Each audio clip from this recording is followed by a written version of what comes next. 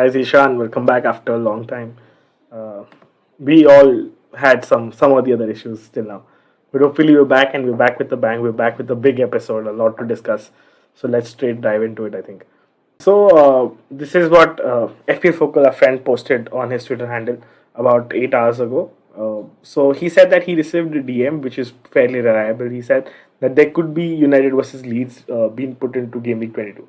So this was the rumor which was happening before Game Week 21 deadline as well. So the only the only reason it was put off is that United fans were sent an apology mail that there could be there could be late fixture that could be put in and it could be put off as well.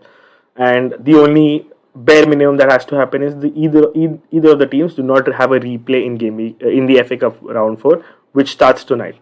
So the expectation is maybe tomorrow or day after we'll have the news. So I would request everyone not to make their transfers before this news is confirmed and keep an eye out for it because United are in red hot form. So if they have a double, it is not only just a potential way to navigate this game week and make your transfers accordingly, but also a triple captaincy option that game week. Yes, indeed. And Marcus Rashford, obviously, Yeah. red hot form, flying under Eric Ten Hag and Manchester United, as a team. So yes, but that will be for game week 22. We just wanted to give FPL manager a heads up that yes, this could be potentially on Newcastle. Hold on to those transfers, the valuable transfers, save them, and let's see the news comes up. Speaking of red hot form, there's another team in town, Brighton, who are absolutely flying, playing brilliant attacking football at the moment. Which players should we target, Anshuman? Because a lot of players like the likes of Mitoma, Solly March, Ferguson, even Pascal Gross, who's on some odd set pieces here and there. Where is the value? Which player should FPL managers be after from Brighton? So before we dive into what stats they have, we have certain numbers. We prepared numbers for Brighton and how they've been lining up the numbers. I need to show people something which is important in terms of fixtures. So when you look at game week from 21 to 27, this is the fixture difficulty rating here. 25 is an important game week. 28 they blank. 28 for sure. It's almost likely that Brighton will blank. 25 is a tricky situation. So if Newcastle and United win their EFL round semi-finals, they will blank in 25 and the consecutive opponents will blank too. I think Newcastle play Brighton in that game week and United play Brentford. So this depends highly on what happens in the EFL Cup. When you look at their opponents and odds, Newcastle are favourites to win that game and United are favourites to win their fixture as well. So when you look at Brighton, make sure you are remembering that they are short-term picks. So you're only getting them for probably game week 21 to 24. You'll probably have to bench them alongside 3 United and potentially even 3 Newcastle players in most of our teams. And then in 28 again they blank. So you'll be you'll be in a scenario where you don't have so many bench options and you have to choose. So maybe choosing that fixture could be wise enough and you can make that decision that if you want to go that way or if you don't want to go that way. That being said, that given the heads up being given up, I think we can dive into the numbers at the moment. Yeah, and the fact that the bench spot, I think, could come in handy here. That obviously we look at the options. Let's look at the options first. What are we looking at? Which are the 2 players that you think everyone should be targeting? So I've put in 5 players under De Zerbi from Game Week 19-20. I've put their stats per 90 because their minutes were a bit scattered, especially for Ferguson. So Ferguson has been playing regularly after the restart, and we'll look at their numbers after the restart as well. But when you look at the overall picture, it looks like March, Mitoma especially. Actually, Mitoma is putting up the best numbers in terms of big chances per 90 and also in terms of shots inside the box. Ferguson obviously is second best. So when you look at in terms of basic stats, these two stand out. Gross has been here and there. I don't think he's been that effective. In McAllister, he could be on pens, but the fact that he's still starting, despite Trossard not being there, he's still starting in that number 6 role, is what puts me off McAllister at the moment. I know penalties will swing it towards him, but I think it's too much of a risk to have a number 6 and rely on penalties solely for it. Gross, again, I said set pieces. Marsh is doing good. So March at this point is doing decent from game week 19-20. When you compare it to game week 9 and 20 and the last 4 after the restart, you can see that March has been doing much better. His stats have improved. Mitoma's stats have improved. I think Ferguson is maintaining the stats. Gross stats have drastically reduced in the last 4 game weeks. McAllister has obviously improved, but not to a very drastic sense. I mean, he's doing good, obviously, and we expect him to continue that form after the World Cup. But I think the three players that are in my highlight are Ferguson, March, and Mitoma. So it depends on your team. If I had to very nitpick, I think the numbers are still with Mitoma. So he's putting up those numbers, and I think he's more sustainable. So with March, I think he's less sustainable. If you look at his per 90 xg, is decent, but I don't think he's that great of an option. He's probably in high performing xg player. Mitoma is getting the volume, so that's what my concern is. And also in this table, if you're wondering what goals is the goal conversion percentage. So with that as well, I think when you look at growth, it's pretty high. Ferguson also has a pretty high goal conversion rate. In the last four, it doesn't really matter. I think we've not. That is why we've not included it. Yeah, I think those are like all great points, and like you pointed out, all great options. I think one thing that sort of stands out for me is, and something that you said about the potential blank, and these are precious spots in our team, and we don't want to be in a position where we have 6 or 7 players blanking in a particular game week. I think this is where Brighton players is wonderful if you look at their price. None of them, like the three options that you just listed out, Ferguson, Mitoma, and Solly March, they're not expensive at all. I Yeah, think Solly March is the one who's the highest in price, and even he's just 5.1. And in a season where all these value players are doing really well, I think any of these players, you buy them and you can comfortably leave them on your bench without that impacting any of your, let's say, the core starting 11. So I think the price is amazing. uh Mitoma is a great pick.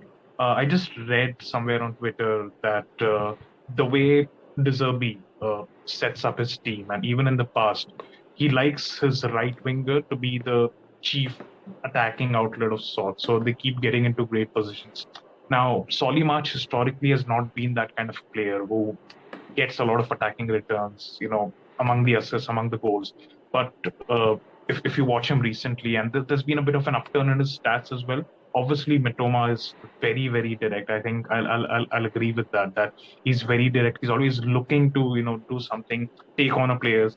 If I'm not wrong, I read something that he's done a PhD in dribbling, and that is freakish. And it's no surprise that he's doing what he's doing now that he's getting regular minutes. So I think it is definitely between these two for me, Mitoma and March. And even though it's short term, I think it's a no-brainer that you have to get one of these players purely because of the price. Maybe a good Andreas Pereira replacement in the short term. Why not? and what stands out is that majority of Mitoma's chances and shots are inside the box, and he has a good big chance total per 90. So if he's averaging 1.3 big chance per match, it's more than Ferguson who's getting a chunk of their touches and chunk of the volume of chances. Again, that really says something about it. Despite Ferguson having high execution, obviously he's a striker and he is in that position, and he's also very cheap. Mitoma is getting a good volume of chances, which is a positive sign for me. Yes, I've read the De Zerbi theory of the right winger as well. And Marsh, if you look at his heat map without Trossard, he's much higher up the pitch. And it's not this season. He's shown some signs earlier in the season as well, and in the previous season as well, obviously. But my only concern is the number of chances the volume of chances that he gets. So maybe he could be a streaky player who could continue his form and high performance through the next 4 or 5 game weeks. But if you look at a long term set and forget player, I think Mitoma is probably that guy, because I still believe that the volume of chances, or maybe Ferguson. I'm hands down very pro Ferguson. If you want to go in a midfield five at the moment, there aren't very standout five. Maybe you can count them on hand, maybe 5 or 6. But if the options increase going ahead, I think Ferguson at 4.7, that's his price range, 4.5 to 4.8. I think it's a very good option, and it gives you a lot of budget there. Yeah, that's true. And for someone like March, I think the fact that he's versatile could work against him in terms of FPL, because let's say for some reason De Zerbi decides to go for a five at the back. I think March is someone who can play as a left wing back or a right wing back where he might not be as attacking. Whereas with Mitoma, he's going to be up there. He's going to be playing that, you know, winger role as an inside forward where he's constantly attacking the box. So, yes, I think there's plenty of value in there. And I think Mitoma would be my pick as well. I agree with you, Anshuman. If Yeah.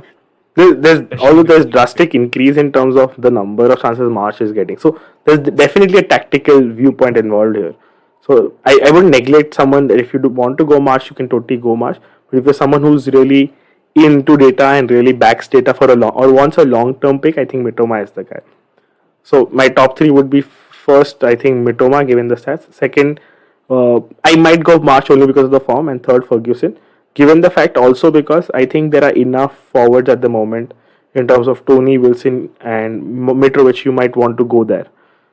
Most people have Haaland and Kane already. So if the third spot, if there are performing players who are on penalties, I think that would be a grey area. Otherwise, you can still consider Ferguson. That's true, and it's such a shame that there's a potential blank in 25. I Yeah, think and otherwise, the blank puts me off those Brighton players. Honestly, I personally I wouldn't. I mean, for everyone watching, I wouldn't recommend not to go there.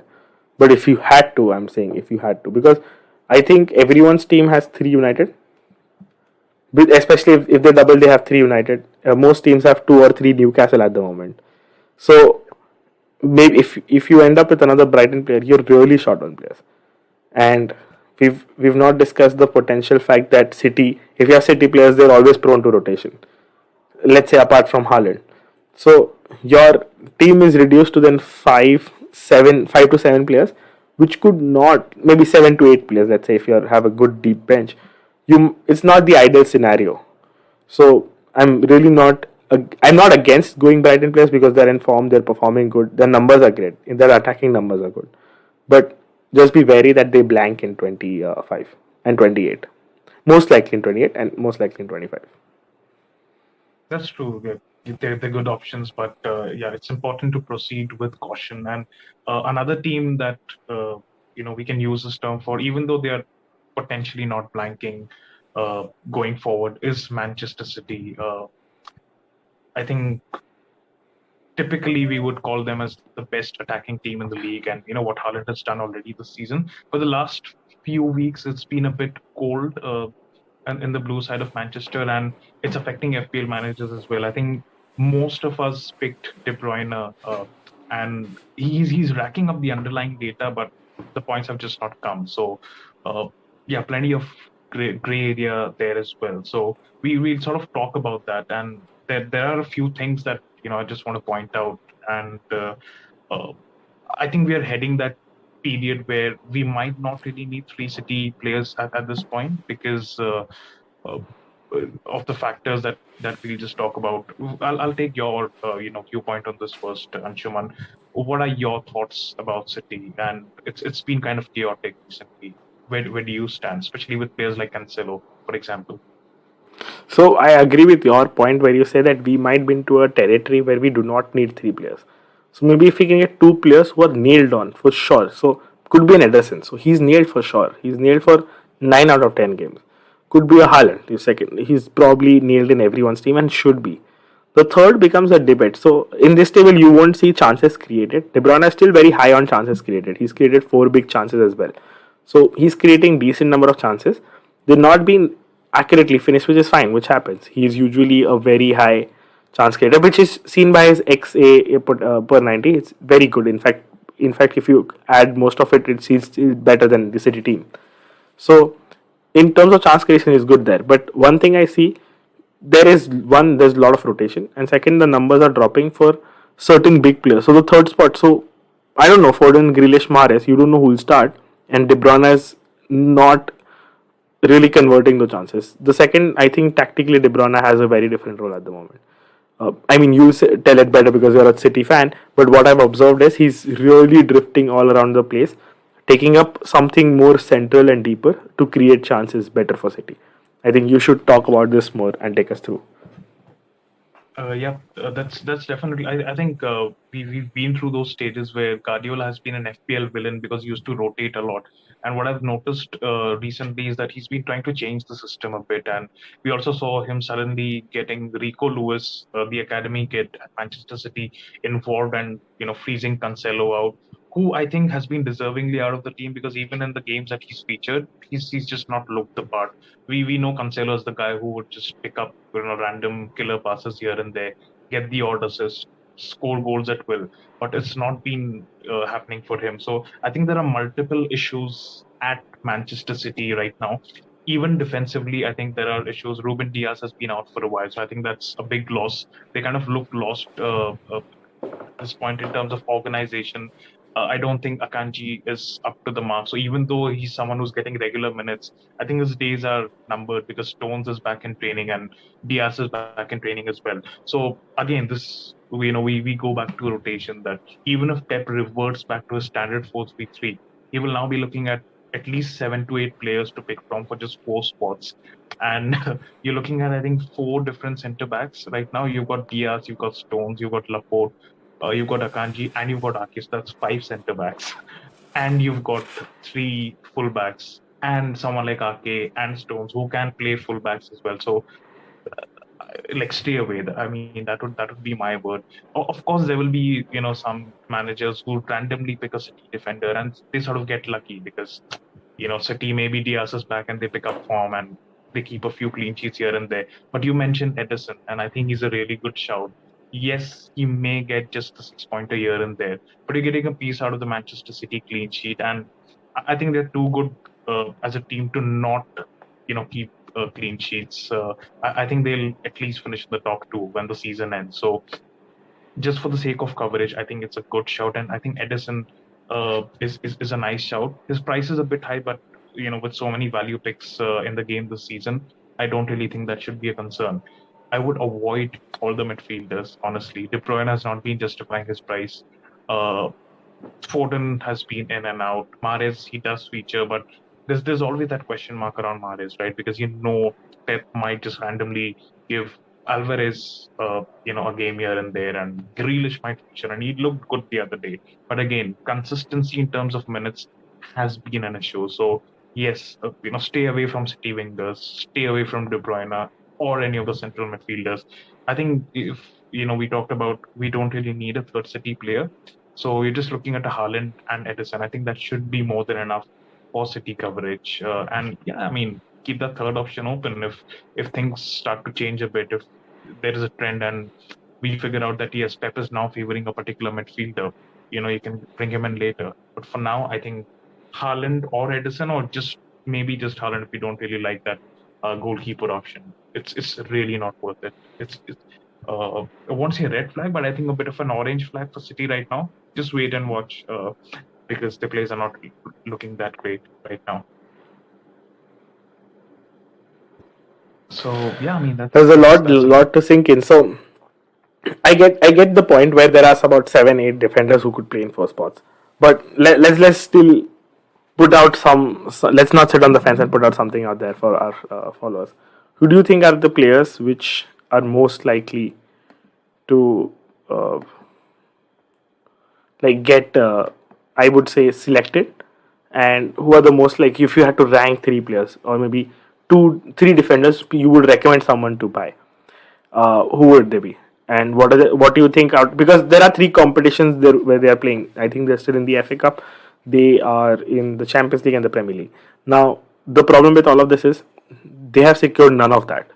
They were very tough FA Cup. They're still behind in the Premier League, and UCL is tough in general.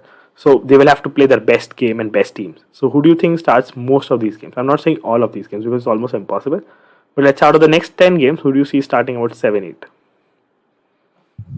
I mean, that's a tough call. So the first and foremost thing is I would keep an eye out on the return of Diaz and Stones, because I think that is the most crucial bit where, because right now let's say someone like Panji is available, and I think Pep is giving him minutes because he has good recovery pace. So getting hit on the counter. But I think there are fundamental issues, just purely with the system and the personnel.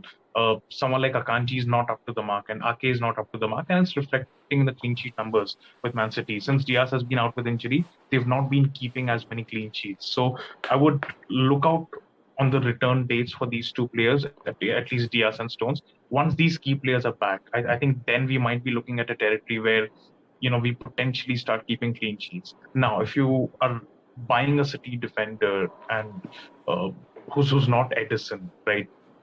I think we just go back to square one, and it's Cancelo, because yes, Rico Lewis has been featuring in games every now and then. But to me, it just feels like it's the case of a manager using an academy kid to bring the best out of his best fullback, because we've seen in the past, Cancelo is key to City, the way the team plays, and in terms of what he offers on the ball, in terms of the build up and creativity going forward, providing being that extra man in midfield.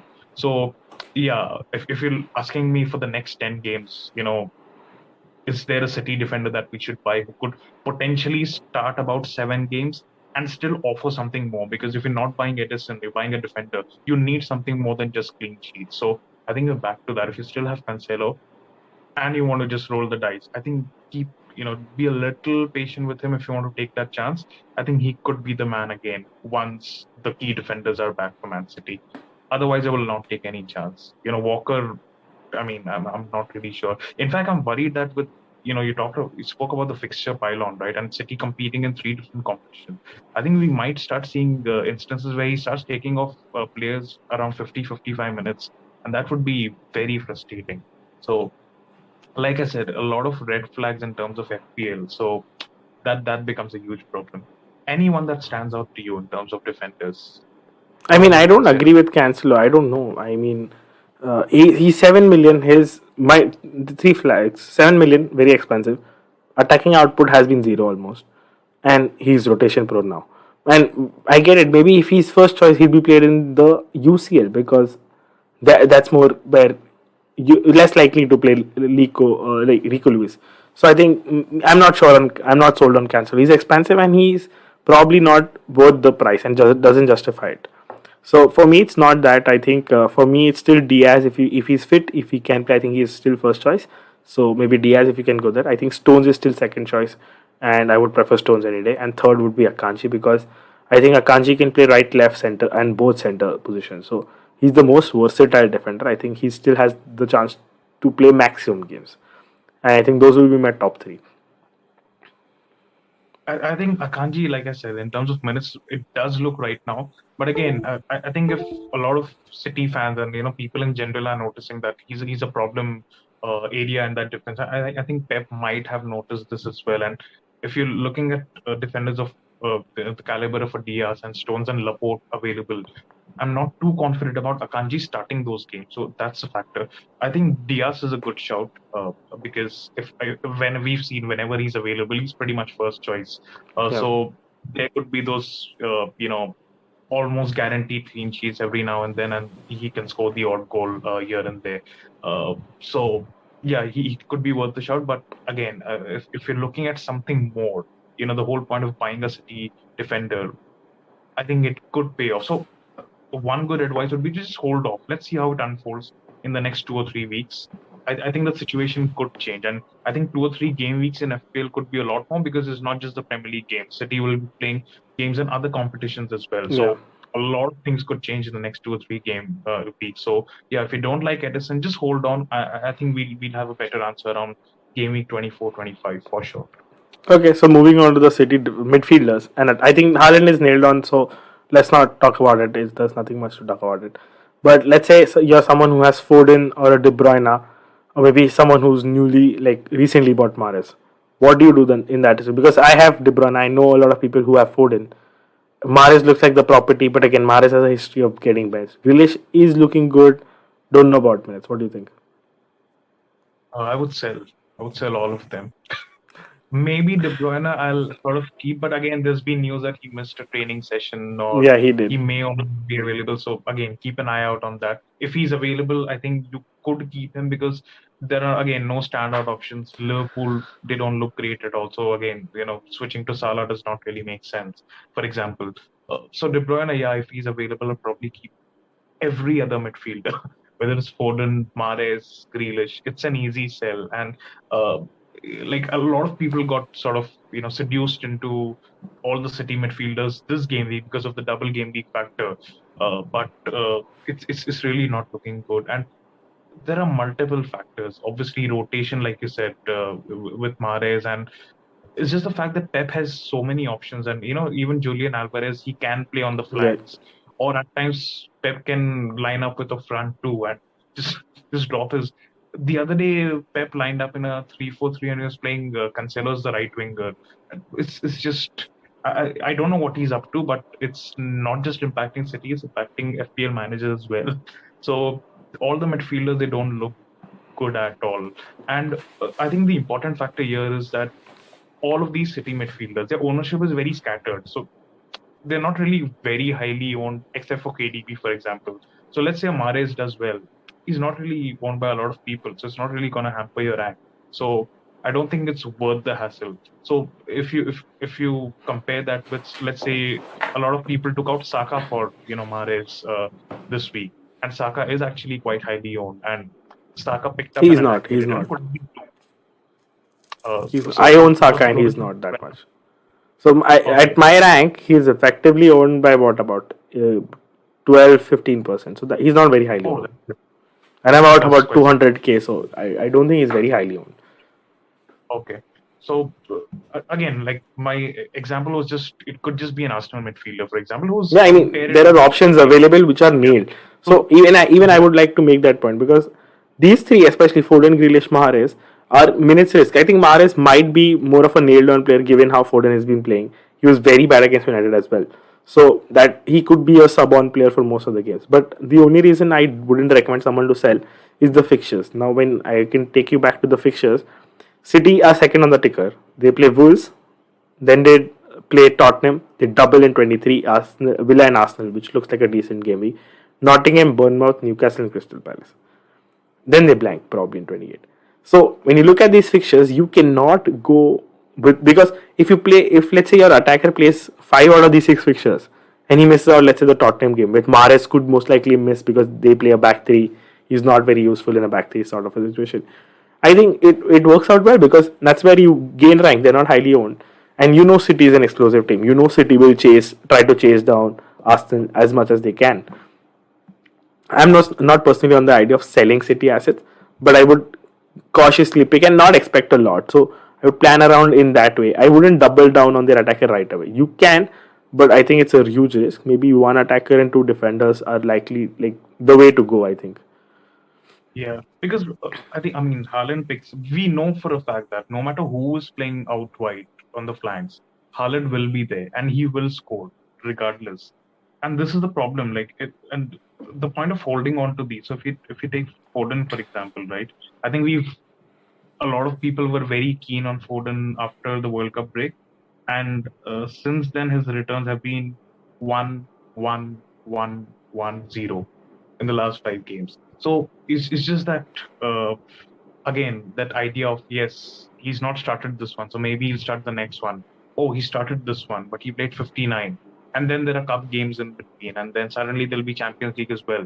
So you just keep getting into that toxic territory, that toxic relationship with City midfielders, where you keep thinking that yes, tomorrow it might be better, next game we could get better, but it does not get better, and maybe it gets better. And like I said, that if someone like Amaris, he does, let's say, uh, he does go big in one of these game weeks, he's not that highly owned. So, or even Grealish, for example. I think I personally thought Grealish looked really good against United. But again, we don't know what Pep is thinking. And he's constantly doing these things where he's picking teams based on the opponents and overthinking a lot of stuff. Obviously, he's a genius. He knows better than us. But keeping it simple, it's impacting our FPL, and it's probably not worth the hustle. But like you said, Mahrez would be my pick if you were to Yeah. uh, force someone to like just okay, you've got Mahrez, you probably keep him because the fixtures are quite good, and he does seem like Pep's sort of liking him right now for some weird reason. He's not liking Foden at all. We don't know what's happening behind the scenes. So yeah, if I think you'll go by each position, right? I think striker, obviously Haaland picks himself. In the Yeah. midfield, I think Mahrez would probably be our pick. That if you're really going for a City midfielder, uh, and his I, price is good as well. Uh, yeah. and I yeah, think if you don't want to spend on De Bruyne, I think Mahrez first. But if I had to go second and chase something, I think I would go Grealish over Foden. Take that chance. I think Grealish will get a lot of minutes. His numbers have also drastically improved. So I've not put a comparison. These are the last 6 matches played by these specific players. And I've not put the comparison numbers, but Grealish has been he's playing way better than Foden at the moment. He's getting inside the box. His penalty area touches are good. His shots inside the box is good. So I think it justifies the punt if you want to go there, but again, rotation will be a risk, and I don't know. But this is very short term, so I'm looking at game week 21 to probably 27 and dead end your team by 28, and that's my strategy. So I would say like take the chance. Don't really get out of the City midfielder thing, but take your chance. There's probably if your bets play right, this could really be a huge rank impact. I think City have that potential in them. Yeah, they. I mean, if there is one team that could absolutely, destroy a team that day, it's probably City. We've seen them do it, Yeah. 8, 9 goals at times. So yeah, if you roll the dice, take a chance. Why not? Another team that's been really taking their chances this season, and they've surprised a lot of people. They sit third in the Premier League table, and they have a player called Almiron who just keeps scoring goals after goals, and it's not just been Almiron, right? All Newcastle players are on fire. What's your thought about Newcastle and Schumann? Also, the fact that you mentioned that they potentially will blank in game week 25 as well. So, hold, buy, sell. What's your view? Uh, Z, I think there's some issue with my Zoom. I can't hear you.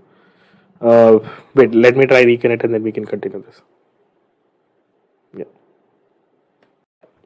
Yep. So I think we've resolved the issue. Sorry for that. Yeah. So we were talking about Newcastle and specifically after the restart. I've added the stats after the restart. So one thing that I've noticed is Newcastle still performing very good. So not denying that they're creating chances. They're at the end of the chances. Defensively, I think they're a hands down very good team, and there's no issue there.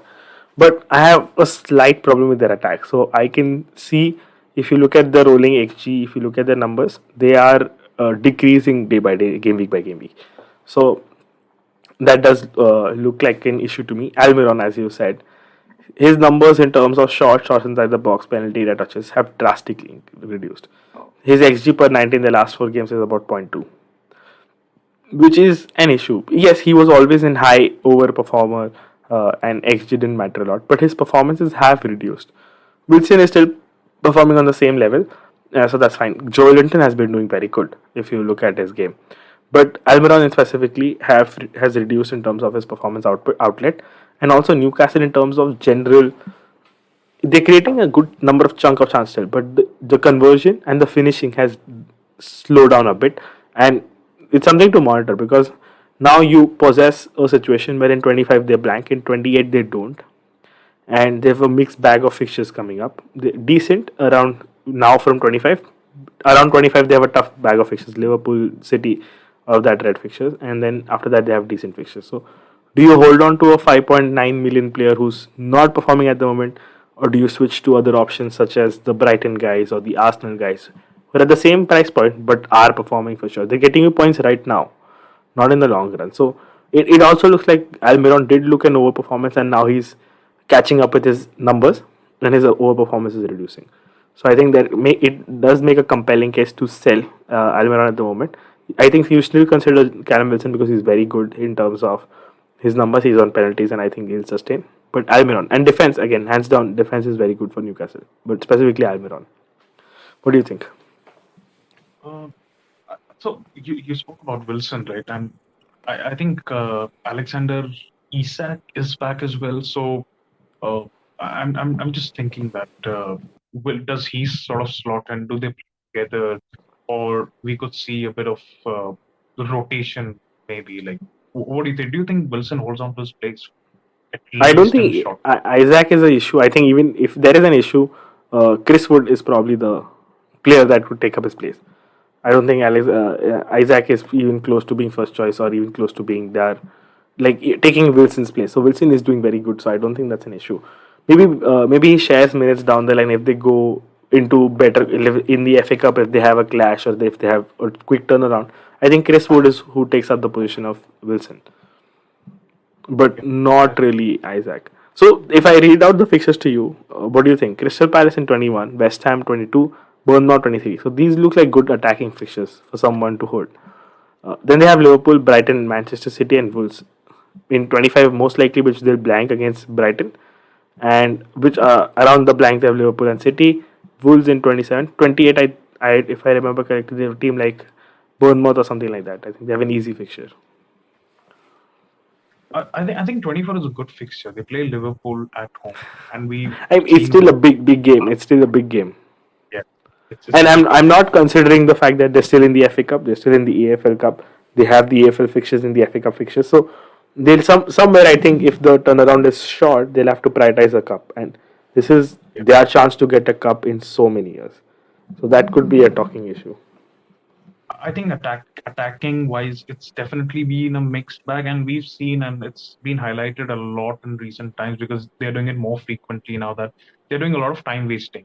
So we're reaching a point where they sort of, when they see that okay, it's not quite working out, and we're not able to create chances, and they've already scored a goal, they just shut shop, and Pope is wasting time, and a lot of their players are wasting time while taking free kicks, and so it's just mentally they're prepared to see out games, and there's no real intent in the last, you could say, 15-20 minutes, where I think there could be potentially a lot of goals because tired legs, and Yeah, you're looking at, so they're happy to play that key ball, frustrate the opponent, and just see the clock out.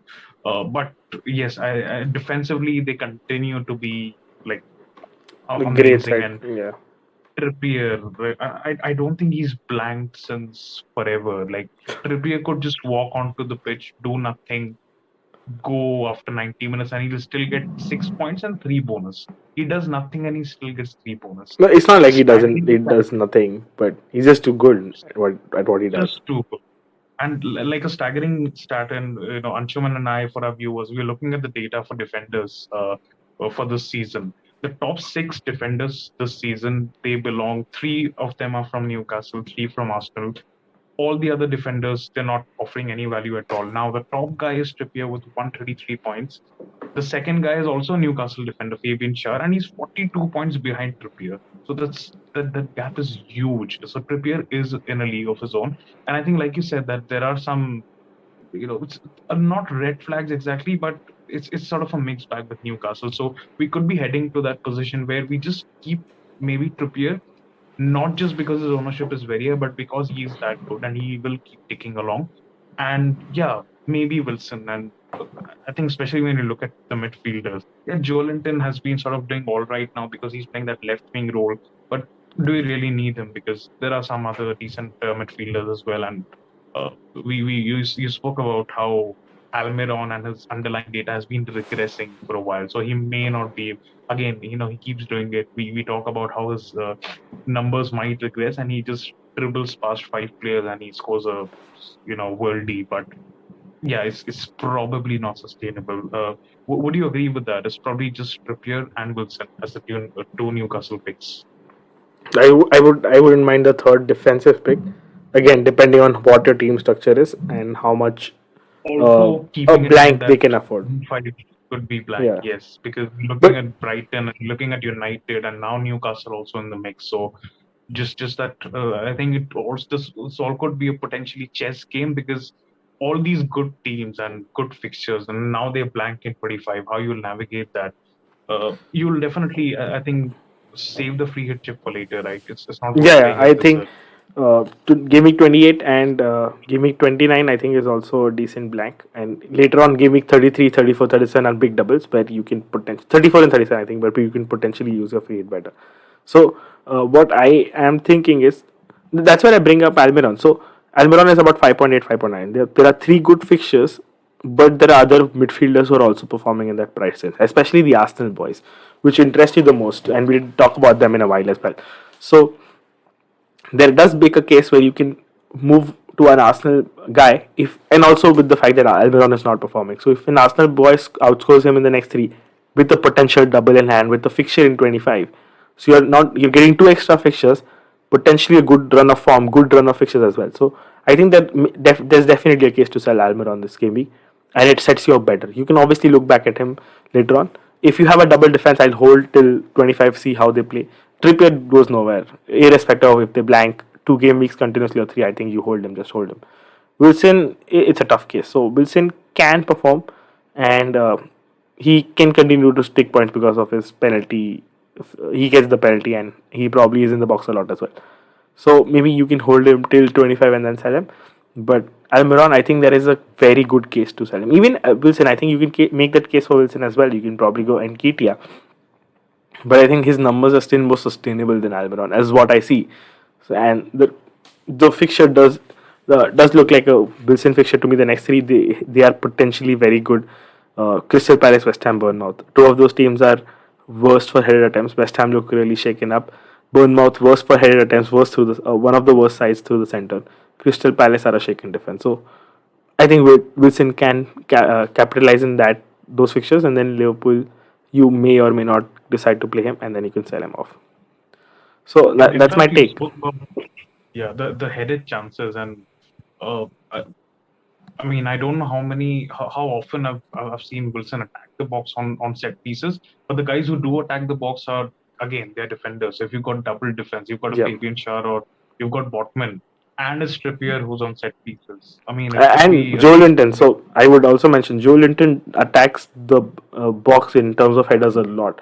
If you look at the matches, he's very, very like in there in the box. He's always ready to head the ball. Wilson is somewhat he's there. He's probably the man who's standing there. He attracts a lot of defenders, and I think that is why the others get a lot of chances. But I think that's something to point out because he does have a strength of heading the ball in. So maybe that could also be a factor you can consider. But again, defenders, so yes, Scar and Botman, as you were saying. yeah, yeah. So yeah, that there could be a case where you sort of maybe, like you said, you take a punish because if you're picking someone like Joe Linton, it's just fun territory, right? You Right. know that his price is good. The next three fixtures are all right. You're just taking a chance and sort of hoping it pays off. You fall on the right side of variance. But if you go for a Fabian Schär or a Botman, you've got the clean sheets because they're looking defensively quite solid. You've got that shield of Trippier, and your Botman or a Fabian Schär is probably a sword where you're making the most out of the Newcastle clean sheet and potentially attacking returns as well. So yeah, I think there's value in the Newcastle defense, and like I said, Almiron not so much, especially when you've got Arsenal players and even Wilson to Nketiah. And So again, let's talk about yeah, go on. let's say you have a double defense in Alberon, or maybe a Trippier and a double attack. Do you start offloading them this week? So maybe an Alberon to an Odegaard or someone else from a City midfielder, or maybe you offload one. I don't think it's the right time to offload one of the defenders because the fixtures are clean sheet fixtures. But in specifically Almiron and Wilson, do you look to sell them for a Brighton, Arsenal, or a City, or someone else in general? Looking ahead at the game week fixtures, looking ahead at the blank as well. I think probably you hold on to Wilson because so again, he's playing Palace next, who I think they're rubbish defensively. They're just a terrible defensive team.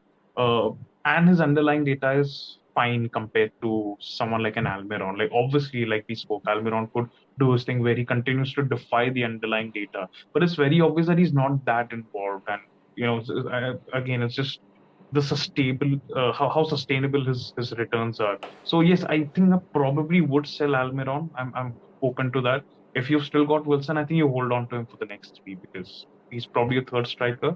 And yeah, I mean, he's got penalties as well. So decent underlying data, non-penalty data, and he's got penalties. Just keep him till the blank, and then you can ship him.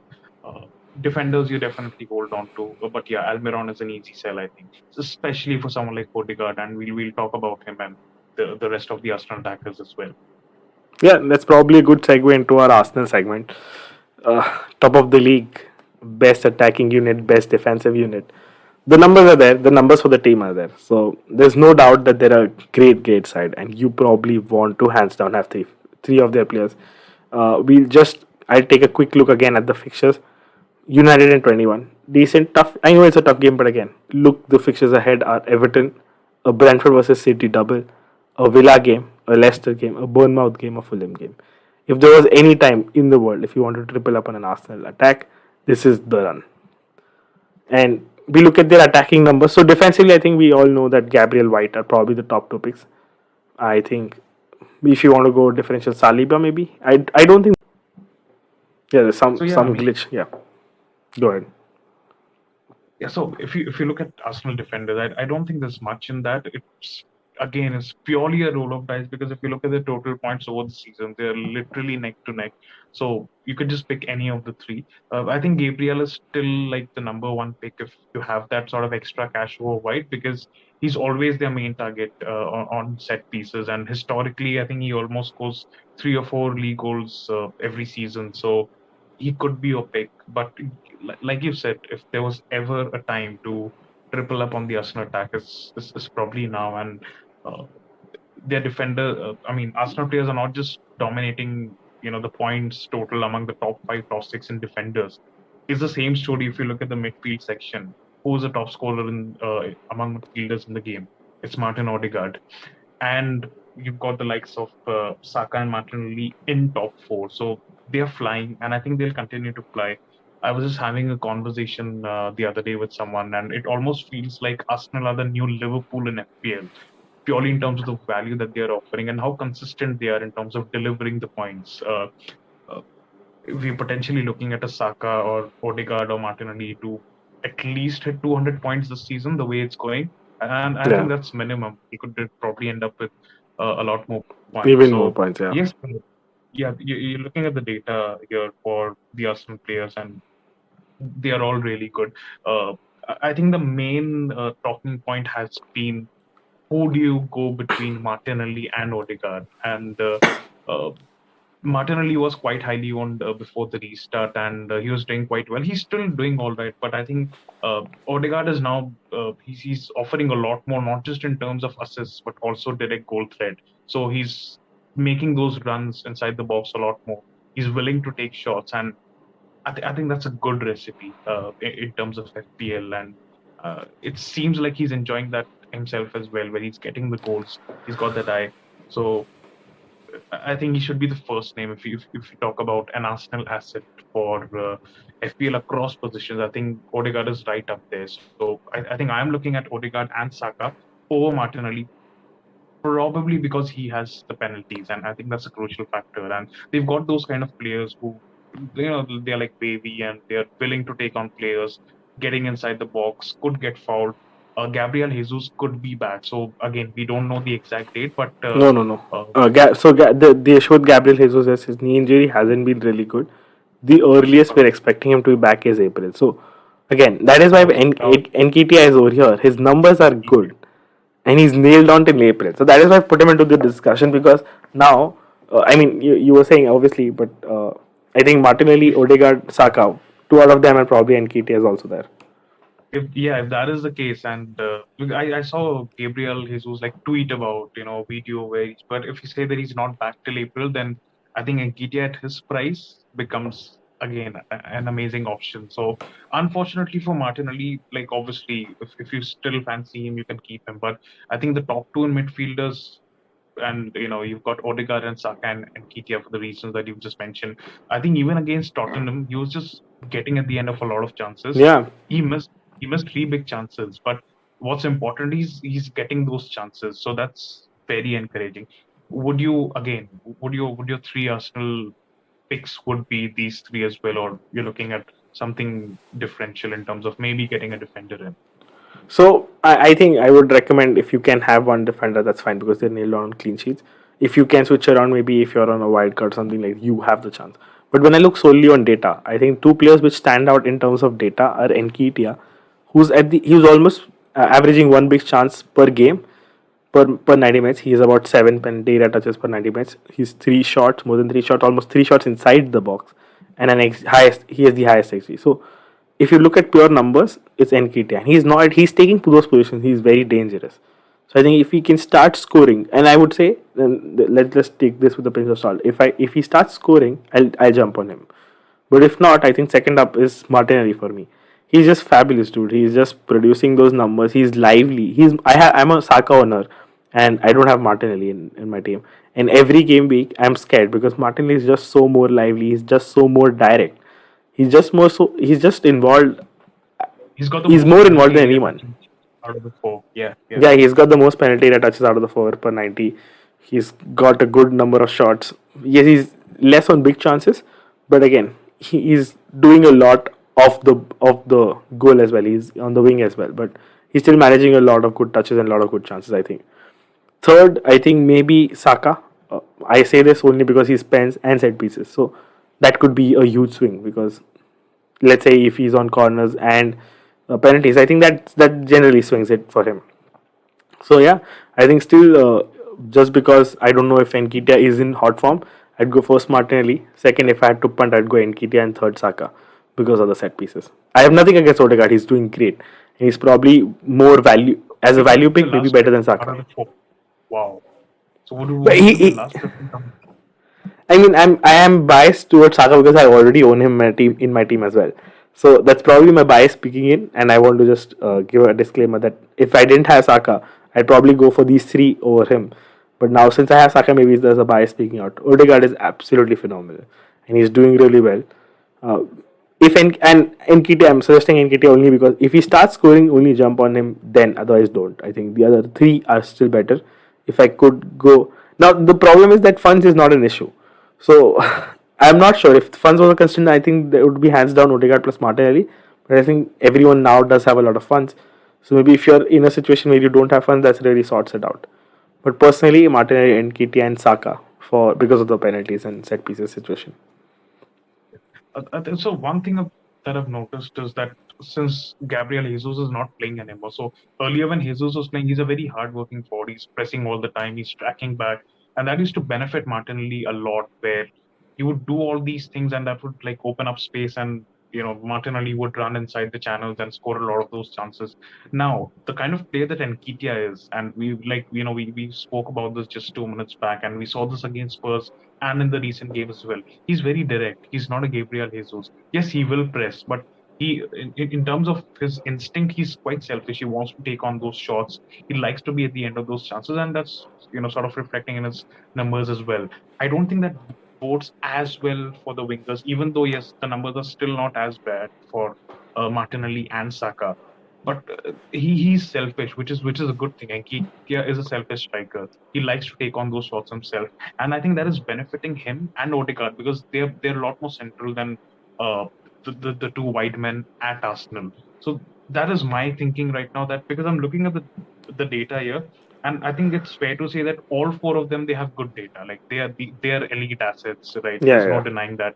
Playing for the team who's right at the top, but that is that one thing that is constantly in my mind that purely because of the kind of player that Sorry. Nketiah is, that he will continue to get those chances and he will start putting them away inevitably because I mean if you create unless you're Darwin Nunes and then you are not scoring a lot of points at all. But we've seen Nketiah do that in last season as well, where he got a run of starts and he was among the goals. I think he scored twice against Chelsea as well, and under Tuchel they were quite good, for example. So I think the Yeah. goals will come. So that is one factor that is playing in my mind, that the two guys playing central, probably I could go with them, or any FPL manager could go with them, and it's a very 50-50 between a Martinelli and a Saka, just purely because of the fact that Saka has penalties, and he Yeah. could have Set a pieces. terrible game where he's doing nothing and Arsenal win two penalties. You're looking at a 15 or 16 pointer potentially because he's taking those penalties.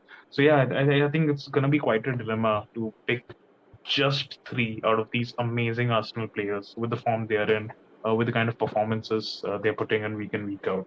No, yeah, I So yeah, agree. And also with data, I think I am overlooking Odegaard. I think just looking at the data again and again now in front of my screen, he has lesser penalty touches, but again, number of shots are way higher than Saka. He is averaging almost a similar big chance per 90. XG is better, XA is better. So I think, and he's more direct. So one thing that yeah I forgot to add was Saka is not, he's getting into the penalty, but at the edge of the right wing, and he's in general not very central or drifting in.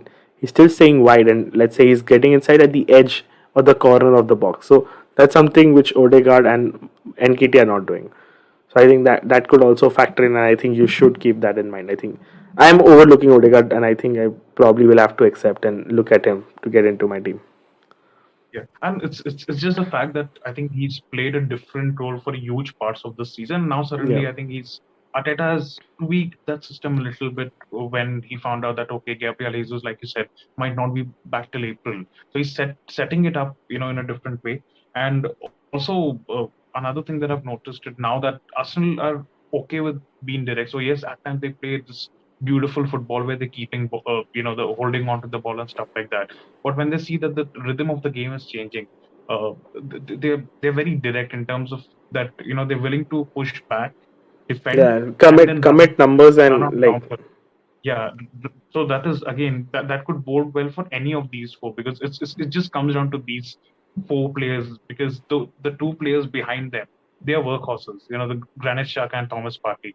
They will do all the dirty work, and they let and also, like, yeah. because we mentioned Xhaka, if you must have noticed earlier in the season, Xhaka was making a lot of runs inside the box. He was picking up points here and there.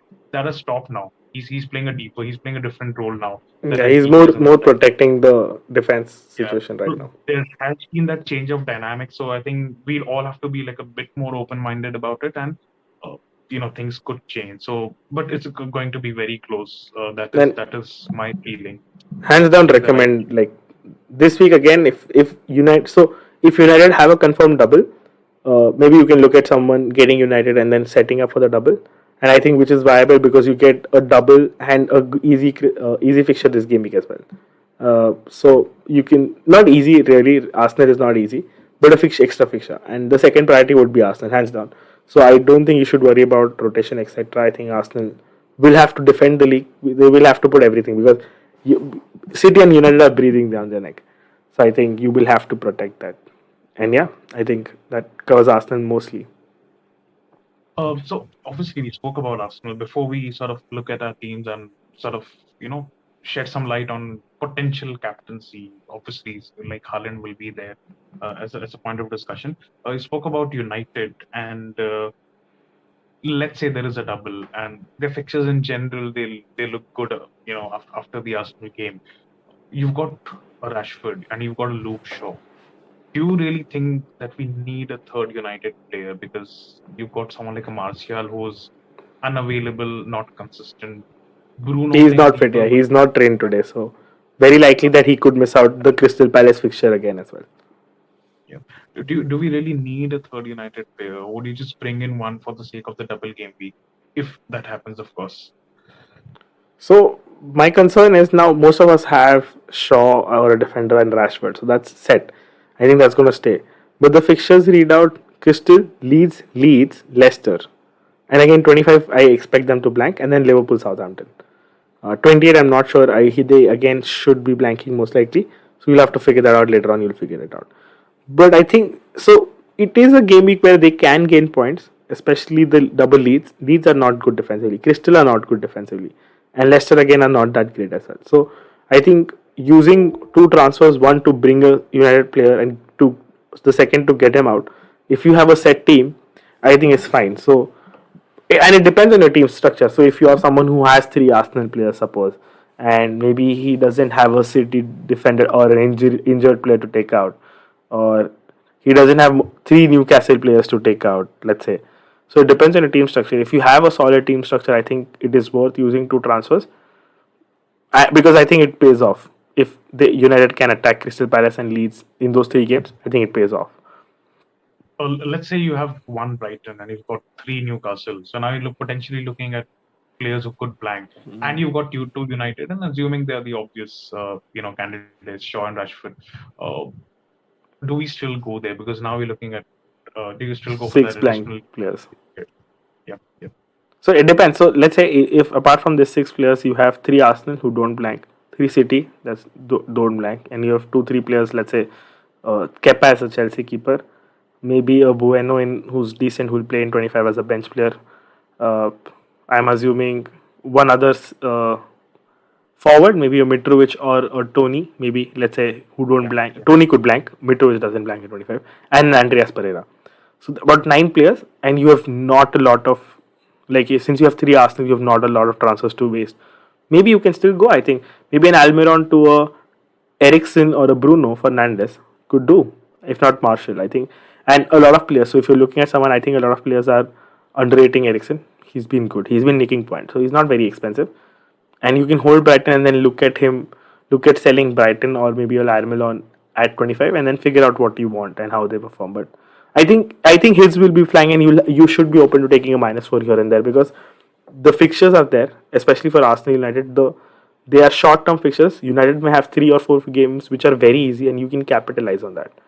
So I think if you take a hit, it pays. If he scores a goal in the next 3 4 games, the hit is paid off. Obviously, he gets the extra points whatever he does. So I'm not too worried about it. And in 25, if you can play 9 or 10 players, I think it's fine because most of us will have 3 United, 3 Newcastle, probably a Brighton or a Brentford player here or there. And I think it's fine with 20 if you can field 9 or 10 players. Yeah.